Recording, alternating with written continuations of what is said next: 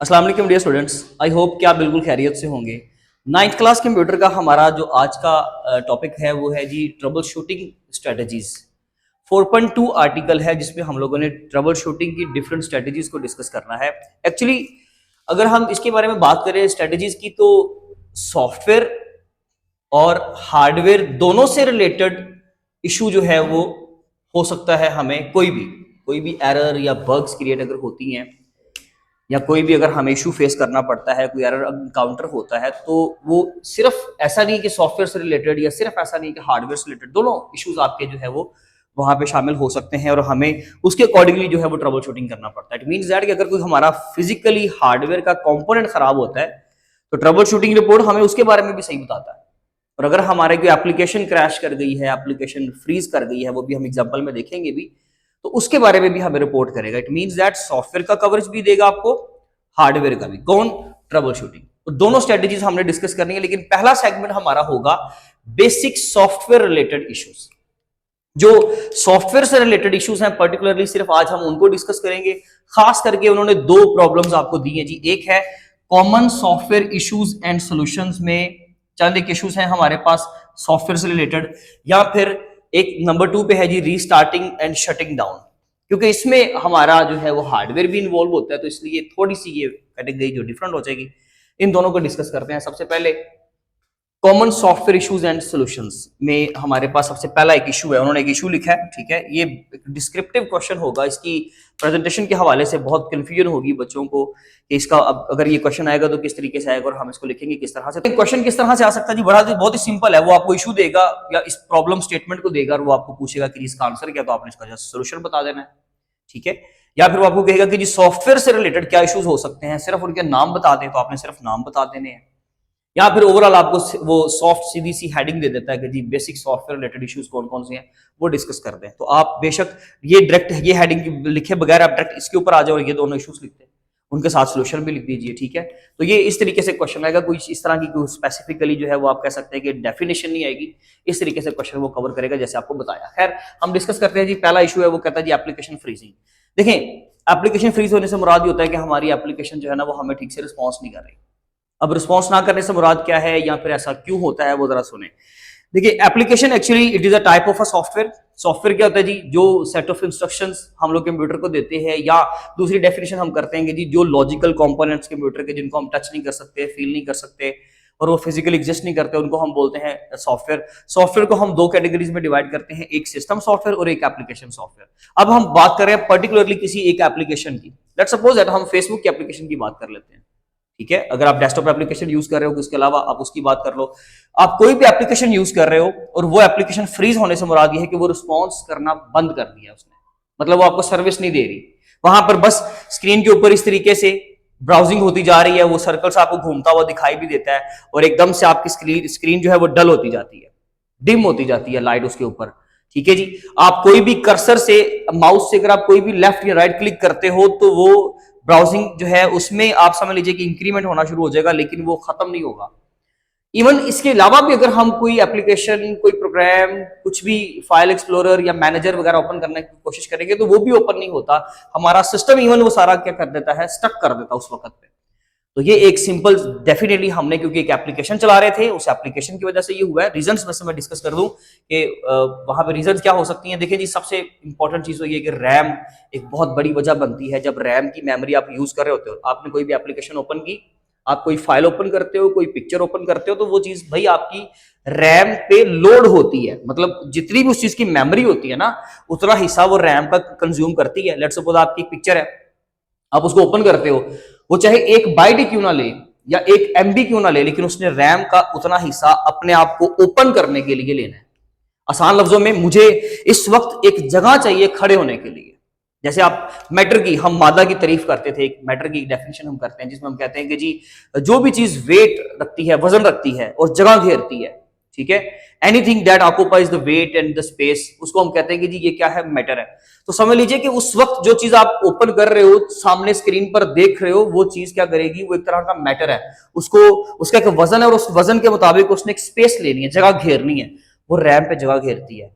और जब हम मल्टीपल एप्लीकेशन चला लेंगे तो बहुत सारी एप्लीकेशन खुलने के बाद रैम का एक टाइम आता है कि जो उसकी मेमोरी है, कैपेसिटी है, वो खत्म हो जाती है। और फिर जब आप उसके ऊपर कोई एडिशनल, जब लेट सपोज मैंने 10 एप्लीकेशन ओपन की, वो 10 एप्स ने क्या कर दिया, सारी रैम को ऑक्यूपाई कर ली। अब अगर मैं 11th एप्लीकेशन ओपन करूंगा तो रैम क्या करेगी, उसको ओपन नहीं होने देगी और वो वहां पे क्या करती जाएगी, सिर्फ ब्राउजिंग करती जाएगी। एक तो ये सिनेरियो है। नंबर 2 पे आप ये कह लेंगे उस एप्लीकेशन के ही कोड के अंदर कोई एरर आ गई है, कोई ग्लिच आ गया है, कोई बग्स आ गई हैं इस तरह की कि वो उसको ओपन नहीं होने दे रही। तो ये मल्टीपल टाइप्स की रीजंस हो सकती हैं, रीजंस मेंशन नहीं है बट आपको पता होना चाहिए बीइंग अ कंप्यूटर स्टूडेंट। तो आपका एप्लीकेशन जो है जी वो फ्रीज कर गया। अब सोल्यूशन क्या है, बहुत ही सिंपल सोल्यूशन है। हमें सिस्टम से क्या प्रेस करना है, control plus alt plus delete की, जो हमारे कीबोर्ड में मोस्टली राइट साइड पे होता है, राइट सेगमेंट में, ठीक है जी। कंट्रोल की प्लस अल्टरनेटिव की और साथ में डिलीट की अगर हम इकट्ठा प्रेस करेंगे कलेक्टिवली तो क्या होगा कि हमें एक सिंपल सा मेन्यू स्क्रीन के सामने नजर आएगा और उसमें उन तमाम एप्लीकेशंस के नाम लिखे होंगे जो एप्लीकेशंस उस वक्त आप चला रहे हो, ऑन करके बैठे हो, और हर एक के सामने एंड टास्क की हेडिंग नजर आएगी, and task and task and and task. Even नीचे आ रहा होता है एंड ऑल, यानी कि जो भी एप्लीकेशन क्रैश कर गई है, रिस्पॉन्स नहीं कर रही, आप उसको बंद कर रहे हैं। वैसे अगर आप क्रॉस बटन दबाओगे, एप्लीकेशन चल रही थी स्क्रीन के ऊपर, आपने यहाँ पे कंप्यूटर के ऊपर वो एप्लीकेशन चलाई, वो रिस्पॉन्स करना बंद कर दिया, यहाँ पे क्रॉस का बटन, मैक्सिमाइज, मिनिमाइज, आप इसके ऊपर क्लिक करते रहोगे लेकिन वो बंद नहीं करेगा उसको। बात समझ रहे हैं? इसलिए फिर हमें ये वाला की प्रेस करना पड़ता है, control plus alt plus delete. एक सामने मेन्यू आएगा, एक सामने स्क्रीन आएगी, उसमें उस एप्लीकेशन का नाम शो हो रहा होगा जो रिस्पॉन्स नहीं कर रही, या जो रिस्पॉन्स कर भी रही थी लेकिन उसकी वजह से वो भी डिस्टर्ब हो गई है। वो सारी एप्लीकेशन जो भी आपने चला रहे थे वो नाम शो होंगे, आप उनको एंड टास्क करोगे, मीन्स के एंड के ऊपर क्लिक करोगे, वो एप्लीकेशन पीछे से बैकग्राउंड से खत्म हो जाएगी, यानी कि वो बंद हो जाएगी। ठीक है जी। नंबर 2, नंबर 3, जितनी भी आप लोग बंद करना चाहें, इस तरीके से आप लोग उस एप्लीकेशन को जो रिस्पॉन्स नहीं कर रही थी बंद किया।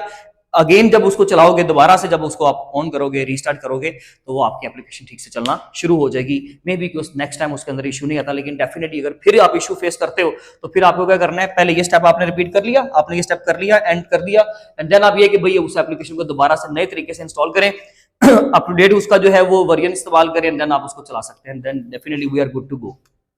अगर हम बात करें अनरिस्पॉन्सिव पेरिफल्स की, ये एक इशू है जी, अनरिस्पॉन्सिव पेरिफल्स क्या होता है, वो डिवाइसेस, हमारे वो कंपोनेंट्स कंप्यूटर के जो हमारे सीपीयू बॉक्स के बाहर पड़े हुए हैं, external components, keyboard, mouse, printer, monitor, speaker, ये सारी चीजें वो होती है जो कंप्यूटर के उस सीपीयू बॉक्स के अलावा है, सिस्टम के अलावा है, उनको हम पेरिफल कहते हैं।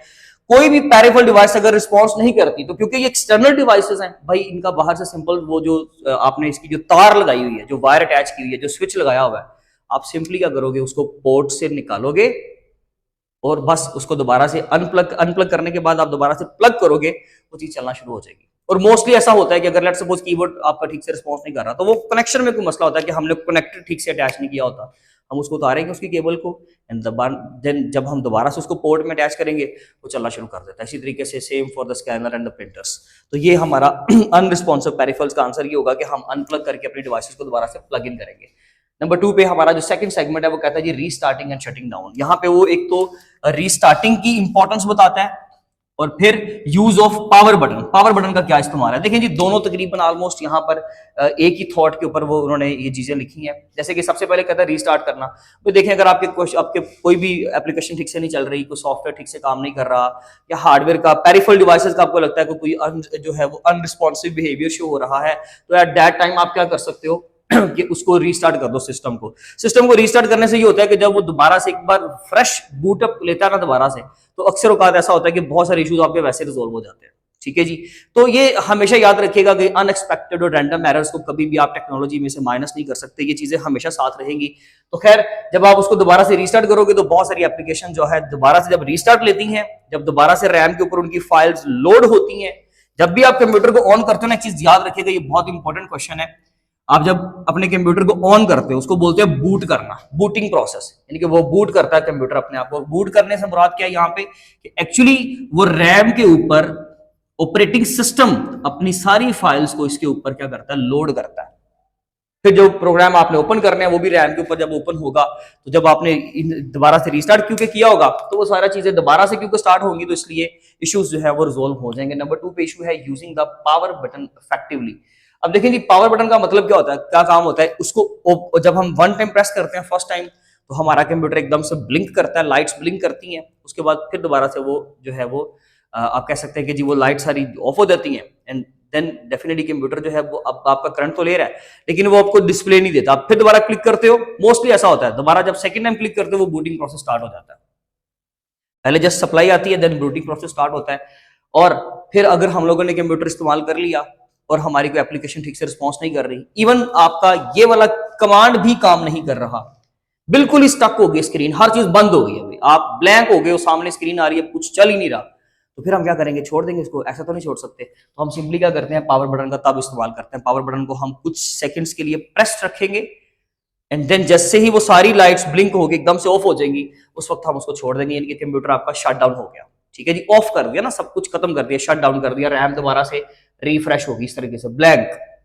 अब दोबारा से आप उसको ऑन करोगे तो वो सारी इश्यूज जो है वो रिजॉल्व हो चुके होंगे। That is the solution for that particular problem, right. ये थी हमारी आज की वीडियो, जिसमें हम लोगों ने ट्रबल शूटिंग की स्ट्रेटजीज में से सिर्फ एक सेगमेंट उसका पढ़ा है, खास करके पर्टिकुलरली सॉफ्टवेयर से रिलेटेड। इंशाल्लाह मिलेंगे अपनी नेक्स्ट वीडियो में। अपना बहुत ख्याल रखें। Thank you so much. अल्लाह हाफिज़।